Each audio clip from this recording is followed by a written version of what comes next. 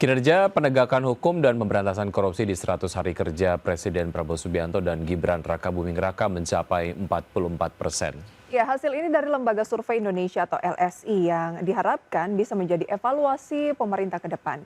Lembaga Survei Indonesia atau LSI melakukan survei terhadap penegakan hukum dan pemberantasan korupsi di 100 hari kerja Kabinet Merah Putih Presiden Prabowo Subianto dan Gibran Rakabuming Raka.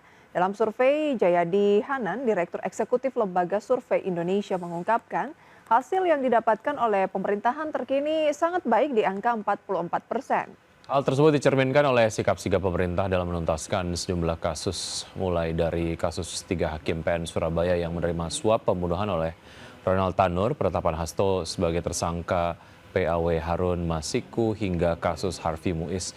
Torhen Kinerja Penegakan Hukum dan Pemberantasan Korupsi diharapkan dapat menjadi evaluasi bagi pemerintah dalam menjalankan pemerintahan, terutama menindak tegas koruptor yang merugikan rakyat.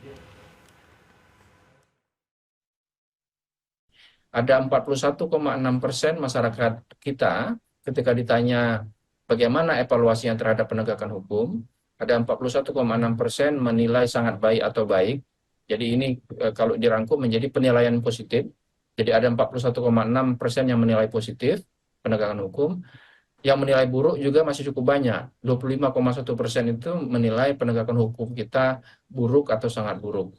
Ada 31% yang menyatakan biasa-biasa saja atau sedang-sedang saja. Jadi pertama yang bisa kita lihat dari slide ini adalah kinerja penegakan hukum atau evaluasi terhadap penegakan hukum sementara ini positif. Positif dalam arti yang menilai buruk, yang menilai positif kalau dikurangkan dengan yang menilai negatif itu masih lebih.